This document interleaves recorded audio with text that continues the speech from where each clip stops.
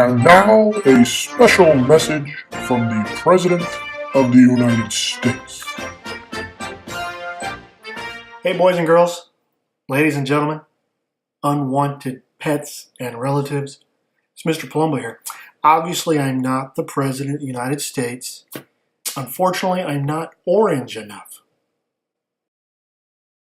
If I were president, however, my first act would be to bring back facial hair.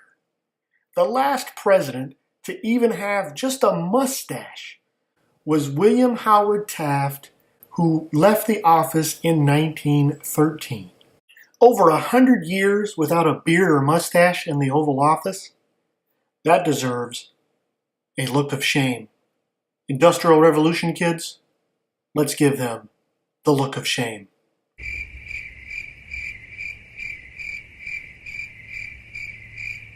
It's time to make facial hair great again. This episode is called Vietnam and the Presidents. This was originally in my Conflict in Vietnam episode, but I decided to make this a separate piece. So today what we're going to do is we're going to look at the 5 major presidents that were in office during Vietnam, and we're going to look at how each of them contributed to the conflict. Now, before we begin, I'd like to just point out this idea of head of state versus head of government. In some countries, the two positions are separate. For example, the Queen of England is the head of state. It's mostly a ceremonial position. She is the face of the nation, a symbol, if you will. The head of government is the one who's running the government, running the show. Heads of state engage in diplomacy. Heads of government engage in legislating. In our American system, the two different positions become one. The president is the head of state, and the president is the head of the government.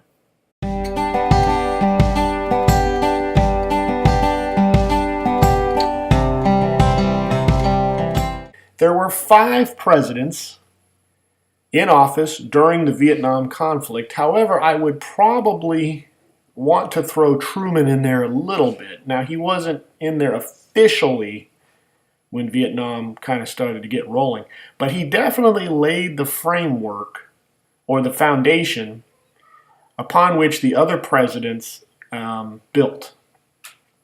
So the 5 presidents we're going to discuss today is Dwight Eisenhower, John F. Kennedy, Lyndon Johnson, Richard Nixon, and Gerald Ford. So let's look at Eisenhower. All right, Dwight Eisenhower. He took part in the Geneva Accords, which promised unification through free elections. We've kind of discussed that. And he immediately backed or recognized Diem's South Vietnam government. So the United States recognized it as a legitimate country, and we backed and supported Diem. Now remember, Diem was the heavy-handed kind of authoritarian figure that was kind of seen very suspiciously, or not, at least seen not as a good leader. President Eisenhower was the first to send military and economic aid to help bolster the Diem government. And when Diem refused to hold free elections in 1956, the Eisenhower administration supported that decision. Mostly it was because the United States was afraid that if they had free elections, the country would elect to be communist. And obviously that went against our national interests. So here again, you see us kind of reneging on this idea of letting people choose their own path. And we also sided with the corrupt Diem government. All right, Kennedy. Kennedy greatly increased economic and militaristic aid. In his first year in office, he provided $65 million in military aid and $130 million in economic aid to South Vietnam. The ill-conceived strategic Hamlet program began under his presidency. This is where they took people, they put them in these cities that they made up, these little villages that they put together, and so you basically were forced to leave your village that you were born in and go live in this other village, and it was a terrible idea. A lot of southern Vietnamese people supported the North after this. They said that the Viet Cong's membership grew by like 300% after this program. So this happened under John F. Kennedy's administration. He increased the number of military advisors to 16,000 by 1963. And he supported the Diem's assassination just 3 weeks before his own assassination. So he kind of saw the writing on the wall. Diem wasn't the leader that they needed. And so he was fully supportive of getting rid of Diem. All right. President Johnson. At first Johnson was leery of further escalation of the war. He did continue some of John F. Kennedy's policies, but he was leery of how far the United States should get directly involved. That concern was blown away with the Gulf of Tonkin incident and the subsequent resolution, which we will talk about in a minute.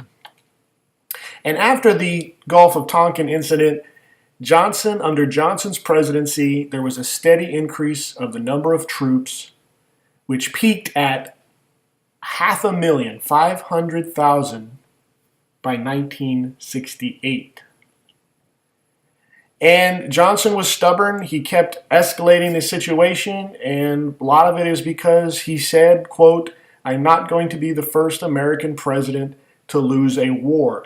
Johnson was very concerned with his legacy. He wanted to be great like FDR, and the war in Vietnam probably consumed what legacy he was trying to establish. With no victory in sight and plummeting poll numbers, he refused to run for re-election in 1968. So just in a short while, Johnson went from winning the presidency in a landslide to refusing to run for re-election and becoming very unpopular, all because of a conflict 10,000 miles away in Asia. Let's talk about the Gulf of Tonkin resolution. So in August 1964, the USS Maddox was attacked by a North Vietnamese torpedo boat. 2 days later, the Maddox reported a second attack, but actual evidence or accounts of what happened were conflicted. They didn't really know exactly what happened. The next day, President Johnson assembled Congress and asked for an authorization to use force in Vietnam. The Gulf of Tonkin resolution passed swiftly through Congress with only 2 dissenting Senate votes. One of those dissenting votes was from Senator Wayne Morris of Oregon. Listen to him now as he explains why he voted no for the Tonkin resolution. Being in the minority never proves that you're wrong. In fact, history is going to record that Senator Greening and I voted in the interest of the American people this morning when we voted against this resolution. And I'd have the American people remember what this resolution really is. It's a resolution which seeks to give the President of the United States the power to make war without a declaration of war. And let's read some of the text of the Gulf of Tonkin resolution. It's right here on the screen. It's authorized the President to take all necessary measures to repel any armed attack against the United forces of the United States and to prevent any further aggression. Many people see this as Johnson's war. I mean, he's the one that really took the ball and ran with it. I wanted to share with you a quote from 1964 during the campaign. He said, "We are not about to send American boys 9 or 10,000 miles away from home to do what Asian boys ought to do for themselves." Regardless of how he felt about it during the campaign, the conflict would eventually engulf his presidency and tarnish his legacy. And one thing about pictures say 1,000 words, if you ever want to see what kind of a frustration or what kind of a mess Vietnam was, examine some of these pictures from Johnson during the Vietnam conflict. I mean, you can almost chronologically see the situation getting worse and worse and worse. All right, Nixon and Vietnam. Richard Nixon came to office in 1968. He promised peace with honor in Vietnam. He gradually reduced U.S. troops, and he promoted the policy of Vietnamization, basically turning this conflict, turning this over more and more to the Vietnamese people and the Vietnamese authorities, giving them more autonomy and more control to handle this situation. He also was criticized because he was conducting secret bombing missions in Laos and Cambodia in 1971. In 1973, he signed the Paris Peace Accords, which officially ended direct U.S. involvement in Vietnam. Ford in Vietnam. Gerald Ford became president after the resignation of Richard Nixon. And at this point, Congress finally wakes up and decides, hey, maybe we should do something about this mess that we've helped create. And Congress finally gets some guts and says, okay, we are going to take part in the governing process. Good job, Congress. I'm subtweeting you right now. Congress drastically cut military aid to South Vietnam during Ford's time in office. The country at this point has had it. We are done. We don't want anything else to do with this. We're moving on. When North Vietnam started violating their terms of the Paris Accords, Congress still refused to get involved.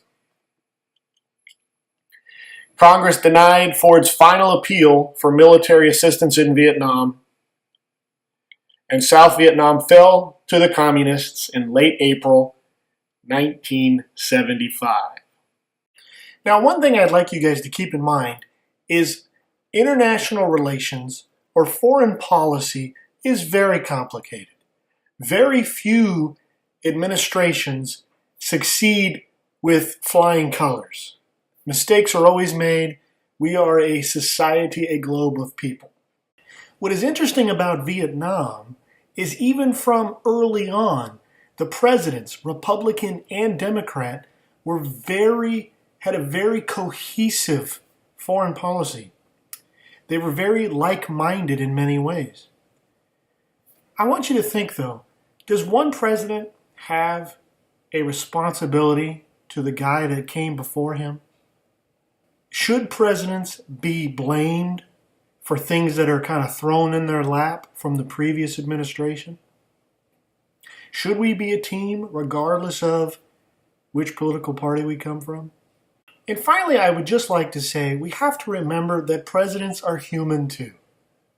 This idea of Johnson not wanting to be the first American president to lose a war, we have to take that into account. You don't make it to the presidency if you're not an ambitious person. And what about Nixon? Claiming to have peace, but having a secret war across the border. Do we have to play by rules when we're in war? Or are we in it to win? There's so many questions that we can discuss through examining the presidents and their foreign policy. Thank you for watching. I hope you learned something. Please like this video, and we'll see you soon.